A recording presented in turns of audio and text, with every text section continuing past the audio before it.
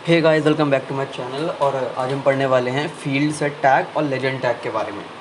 अब आपको पता है कि जो भी हम अगर फॉर्म वगैरह क्रिएट करते हैं, कोई भी चीज़ अगर हम क्रिएट करते हैं तो कई जगहों पर वो क्या होता है, एक बॉक्स में होती है हमारे पास, एक बॉक्स के अंदर वो सब चीज़ें लिखी हुई होती हैं। तो बॉक्स कैसे हम फॉर्म कर सकते हैं, उसी को ही कहते हैं फील्ड सेट टैग। तो सबसे पहले हम इस फाइल को सेव कर लेते हैं।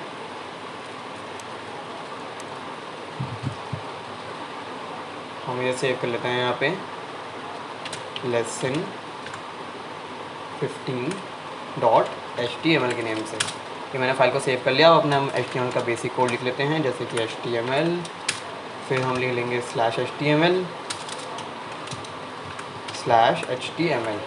मैंने लिख लिया। अब हमें क्या चाहिए, बॉडी टैग चाहिए। हम बॉडी टैग लिख लेते हैं, बॉडी। अब हमें क्या चाहिए, बॉडी टैग की एंडिंग वो भी बना लेते हैं /body। अब मैंने कहा ये किसी हमारे फॉर्म वगैरह के अराउंड होता है, या फिर हम कहें तो किसी भी टेक्स्ट के अराउंड बोल सकते हो आप। किसी चीज़ को अगर आपको बॉक्स में कन्वर्ट करना हो तो इस टैग का हम यूज़ कर लेते हैं। जैसे कि अगर मैं सबसे पहले बात करूँ फॉर्म की ही, तो फॉर्म के लिए हम क्या यूज़ करते हैं, फॉर्म टैग। तो सबसे पहले हम लिख लेते हैं फॉर्म का टैग, फॉर्म। ये हम पहले वाली वीडियो में अपने देख चुके हैं कि फॉर्म टैग को कैसे करते हैं यूज़, /फॉर्म। अब मैं इसके अंदर इनपुट टैग का यूज़ करके अपने यूज़र नेम वगैरह लिख देता हूँ, जैसे कि user name input type equals to में टेक्स्ट। सेम ऐसे ही पासवर्ड के लिए भी एक बार बना लेते हैं, password input type equals to में पासवर्ड। तो मैंने बना लिया। अब हम इसको कर देते हैं सेव, और यहाँ पर अपनी फाइल को कर लेते हैं ओपन।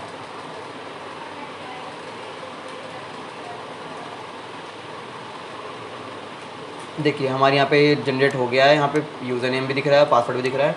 एक मिनट, इसको मैं न्यू लाइन में कर दूँ ताकि हमें अच्छे से सही से पता चल जाए। /br मैंने यहाँ पे कर दिया, ऐसे कर दिया मैंने सेव। यहाँ पे हम कर लेते हैं पेज को रीलोड। देखिए नेक्स्ट लाइन में आ गया।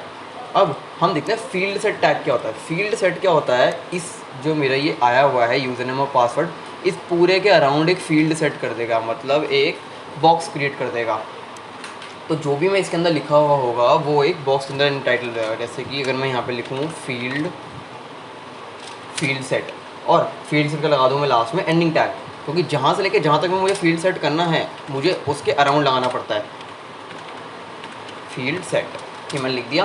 अब हम इसको कर देते हैं एक बार सेव। यहाँ पे हम कर देते हैं पेज को रीलोड। तो अब देखिए यहाँ पे पूरे में एक बॉक्स जनरेट हो गया है।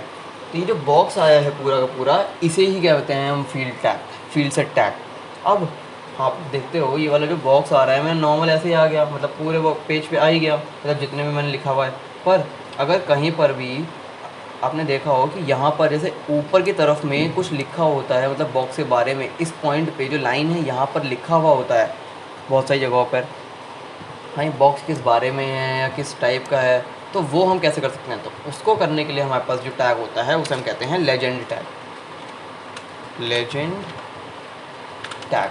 तो लेजेंड टैग क्या होता है, लेजेंड टैग एक तरह से टाइटल प्रोवाइड कर देता है हमारे बॉक्स को। वैसे अगर मैं यहाँ पे लिख दूँ लॉगिन फॉर्म, तो ये हो गया मेरा हेडिंग, या फिर आप जो भी कह सकते हो इसको, ऊपर बॉक्स के लिए हेडिंग। और यहाँ पे हम करते हैं लेजेंड टैग को क्लोज। लेजेंड तो मैंने कर दिया। मैं इसे करता हूँ सेव। तो अब देखना यहाँ पे क्या चेंज आएगा। ये जो ऊपर की ये जो जगह है यहाँ पर इन्फॉर्मेशन आ गई एक तरह से, यानी कि जो मैंने टेक्स्ट लिखा था वो आ गया किसके बारे में, पूरे के पूरे बॉक्स के बारे में। तो इस ये होता है हमारे पास फील्ड सेट टैग और लेजेंड टैग। और ये जो बॉक्स है, ये जो हमने क्रिएट करा है, ये उसी के अराउंड क्रिएट होगा जिसके अराउंड हमने लिखा है। अगर जैसे कि मैंने यहाँ पर अगर खाली फॉर्म टैग के बदले किसी और चीज़ के अराउंड लिखा होता, यहाँ पे मैं आगे कुछ भी लिख दूँ ऐसे रैंडम में, अगर ऐसे टेक्स्ट लिख रहा हूँ और मैं इसे कर दूँ सेव, तो ये भी जो मेरा टेक्स्ट है ये भी इस बॉक्स के अंदर ही आ जाएगा। यानी कि किसी भी चीज़ के अराउंड अगर आपको बॉक्स फॉर्म करना हो तो हम किसका यूज़ कर सकते हैं, फील्ड सेट टैग का। तो जो भी हमने लिखा हुआ है इसके अराउंड एक फील्ड जनरेट हो जाएगा। और अगर हमें अब इसके अंदर इसकी हाइट विड्थ अगर ये सब हमें इंक्रीज़ करना हो तो हमें इनलाइन CSS का यूज़ करना पड़ेगा। जैसे कि अगर मुझे यहाँ पे इसका हाइट विड्थ इंक्रीज़ करनी है तो मुझे फील्ड सेट के अंदर इनलाइन CSS का यूज़ करना पड़ेगा। अभी आपको इतना नहीं पता होगा इनलाइन CSS का। तो इनलाइन CSS जो होती है वो हमारी यूज़ होती है एक मेनली एक हमारे पास एट्रीब्यूट होता है जिसे हम कहते हैं स्टाइल एट्रीब्यूट। स्टाइल से हमारी इनलाइन सीएसएस यूज़ होती है, तो स्टाइल इक्वल्स टू में फिर हमें यहाँ पे वो लिखना पड़ता है विड्थ, फिर डबल डॉट, फिर हमारे पास जितनी भी हमें पिक्सल्स देनी है वो, तो मैंने दिया 300, फिर यहाँ पे देंगे पिक्सल्स। तो मैं ऐसे करता हूँ सेव और देखते हैं यहाँ पे इसमें क्या फ़र्क पड़ता है। इसकी जो ये देखिए, जैसे कि इसकी मैंने विड्थ है वो कम कर दी, जैसे पूरे पेज पे आ रहा था मैंने इसे कम कर दिया। तो ऐसे ही हमारे पास एक और टैग आता है जिसको हम कहते हैं मार्की टैग। मार्की टैग क्या होता है? मार्की टैग होता है अगर आपके पेज पे आपको कोई टेक्स्ट है जिसे मूव कराना है पूरे पेज के अलॉन्ग, तो उसे हम कहते हैं मार्की टैग का यूज़। अगर मेरे को देखो, जैसे कि मैं यहाँ पे कोई भी चीज़ अगर मैं लिखता हूँ, अगर मेरे को कोई भी चीज़ को पूरे पेज के अराउंड मूव कराना है, जैसे कि एक वर्ड है, जैसे कि मैं लिखता हूँ यहाँ पे मूविंग लिख दूँगा, मान लो इसे मुझे पूरे के पूरे पेज के अराउंड मूव कराना है, ये जो मेरा वर्ड लिखा हुआ है मैंने, तो इसको मूव कराने के लिए हमारे पास जो टैग है उसे हम कहते हैं मार्की टैग, MARQUE।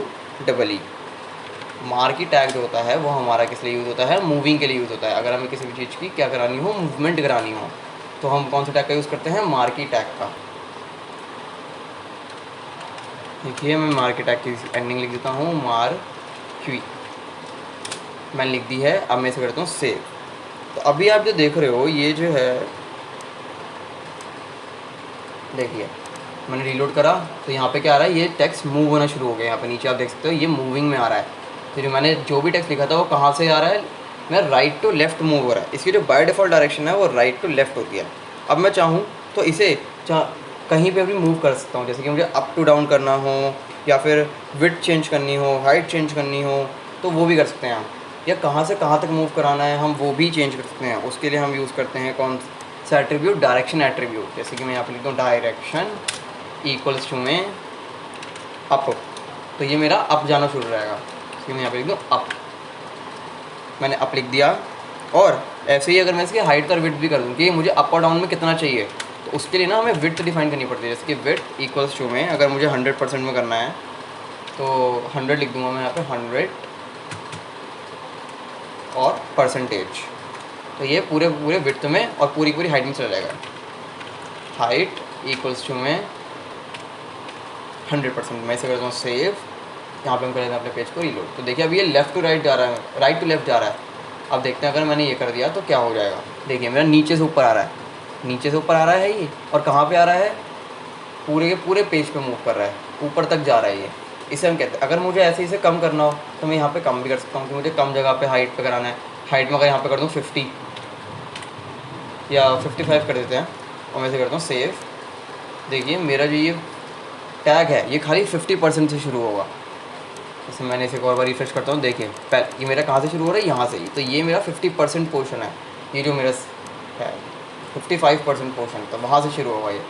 तो ये थे हमारे पास आज के टैग्स, जो थे field set tag, legend tag और मार्की टैग। आज हमने देखा कि अगर हमें कोई पेज पे अपने चीज़ को मूव कराना है तो उसे कैसे करा सकते हैं, या फिर अगर किसी भी टेक्स्ट के अराउंड या किसी भी चीज़ के अराउंड अगर हमें बॉक्स क्रिएट करना है और उस बॉक्स को टाइटल देना है तो हम कैसे कर सकते हैं। So thank you guys for watching my video. If you like my content then press the like button and don't forget to subscribe my channel. Thank you. Also follow me on Instagram, link is in the description.